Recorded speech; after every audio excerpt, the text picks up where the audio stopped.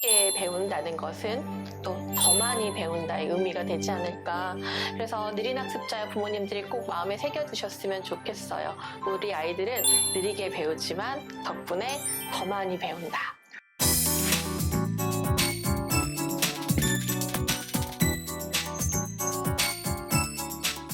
반갑습니다. 경계를 걷는 모든 이들과 함께 하겠습니다.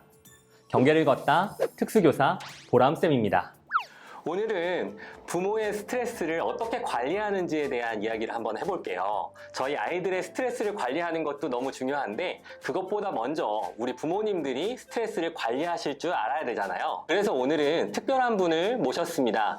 느린 학습자 마음 멘토 정하나 박사님을 소개합니다. 이 육아라는 것이 단거리 달리기가 아니라 마라톤과 같이 길게 가는 것이기 때문에 우리 부모님들 스스로가 이 스트레스를 잘 관리하실 수 있어야 한다고 생각합니다. 우리 박사님 이거에 대해서 한번 이야기해 주시죠. 우선은 모든 아이들에게 또 모든 부모에게 육아는 마라톤과 같고 단거리보다 마라톤은 언제나 숨이 가쁘고 힘들죠. 네, 그런데 특히 이제 느린 학습자 아이들과 관련돼서 이 육아를 한다라는 것은 사실은 옆에 아이들이 빨리 달리고 있는데 내가 내 아이와 느리게 걸을 때 그때의 그 내 걱정, 염려 또 완승 지점에 도착했을 때 내가 원하는 모습이 아닐까 하는 또 걱정들. 그 다음에 또 하나는 우리가 가는 도중에 자꾸 손을 놓게 되고 네, 한 번씩 포기하고 싶어지는 그런 순간들이 항상 찾아옵니다.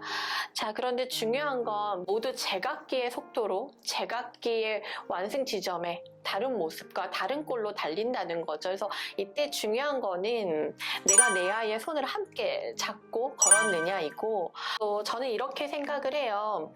느리게 걸어서 좋은 점이 있지 않을까? 저희가 느리게 걷다 보면요. 그 들에 핀 꽃도 하나 보이게 되고요. 바람이 부나 안 부나도 느낄 수가 있게 되고 또 더 많이 넘어지면 그만큼 더 많이 일어설 수 있게 되고 그래서 이렇게 저는 생각을 해요. 느리게 배운다는 것은 또 더 많이 배운다의 의미가 되지 않을까. 그래서 느린 학습자의 부모님들이 꼭 마음에 새겨두셨으면 좋겠어요. 우리 아이들은 느리게 배우지만 덕분에 더 많이 배운다. 네. 너무 귀한 말인 것 같아요. 느리게 걷는 것에만 초점을 맞추는 것이 아니라 더 많이 배운다는 것에 초점을 맞추기 시작한다면 우리 아이들한테는 가능성이 참 큰 거잖아요. 그럼에도 불구하고 앞서 얘기하신 것처럼 마라톤 육아를 하다 보면 포기하고 싶을 때가 찾아옵니다. 그리고 넘어질 때가 찾아오고 언제나 부모님의 마음이 항상 좋을 수만은 없잖아요. 스트레스 상황들이 분명하게 찾아올 텐데 이럴 때 우리 부모님들이 어떻게 스트레스를 관리해야 되는지 이 솔루션이 좀 필요할 것 같아요. 이야기해 주세요. 네, 방법입니다. 호흡을 통해서 나에게 어떤 행동을 하기 전에 스트레스와 행동 사이에 틈을 만들어주는 거예요. 그 이유는 무엇이냐면 우리는 어떤 스트레스 자극이 오면 바로 반응을 하게 돼요. 근데 대부분 그 반응들이 이제 잔소리를 하거나 목소리가 커지거나 내가 배웠어요. 분명히 하지 말라고. 근데 그 하지 말라는 행동들을 이제 우리가 하고 있죠. 중요한 것은 나에게 어떤 스트레스 자극이 주어지면 바로 반응하기보다 한 템포 쉬어줄 수 있는 방법이 있다면 그때 나는 좀 마음이 안정이 되고 우리는 안정되면요 내가 배웠던 좋은 방법들 쓸 수 있다라는 거예요. 그렇다면 그 틈을 어떻게 만들어 줄 수 있을까? 비용이 들지 않고요 누구나 잘할 수 있고요 그리고 평생 해왔던 방법이에요. 네, 그게 무엇이냐면 바로 호흡이에요. 숨을 들여 마시고 내쉬고 혹은 숨을 들여 마실 때 내 코에서 내 입에서 어떤 감각이 느껴지는지를 내가 알아차리면 그 순간 틈이 만들어져요. 그러면 또 한 가지 좋은 점은 이 방법은요 아이와 함께 해볼 수가 있어요. 네. 그럼 아이도 배우는 거죠. 내가 좀 마음이 불편했을 때 예전에는 화가 나면 주먹이 먼저 갔다면 이제는 엄마가 배운 대로 엄마와 함께 그래서 내 마음의 공간을 자꾸 만들어주는 방법인데요. 중요한 건 이 방법은요. 100번, 1000번 써도요. 절대 유해하지가 않아요. 나를 안전하게 만들어주는 가장 좋은 방법이 될 수 있습니다. 네, 호흡을 통해서 틈을 만든다. 이거 굉장히 중요한 팁 같은데요. 우리 부모님들 한 3번 정도는 잘 참으시잖아요. 네, 왜 그런지 몰라도 3번 정도는 아주 잘 참으세요. 그런데 이렇게 느낄 때가 있어요. 내가 3번 참았으니까 화를 내도 된다라고 생각하는 그 게이지를 올리는, 네, 근데 지금 말씀하신 것처럼 그 참는 그 가운데에서 틈을 만들고 새로운 전략을 구사할 수 있도록 스트레스를 관리한다는 말씀, 너무 좋은 말씀인 것 같습니다. 그럼 두 번째는 어떤 게 있나요? 두 번째는 이걸 한번 생각을 해보셔야 돼요. 내가 화가 나거나 뭐 불안하거나 이런 스트레스가 어디서 오느냐예요. 어디서 오냐면 바로 생각에서 와요. 우리 아이만 혹은 내가 뭔가 잘못해서 이런 일이 벌어진 건 아닐까? 도대체 언제까지 이렇게 해야 할까? 네, 이 막연한 걱정과 두려움들 결론은 생각들인 건데, 자, 중요한 건 이 생각을 안 할 수가 없어요. 그리고 안 하려고 애쓰면요, 저희의 인간의 특징이 부정적인 것, 하지 말라는 것은요, 생존을 위해서 잘 기억하고 있어야 되니 더 많이 생각하게 된다라는 거죠. 그렇다면 한 가지를 좀 배워보시는 게 좋아요. 뭐냐면 생각의 속성이에요.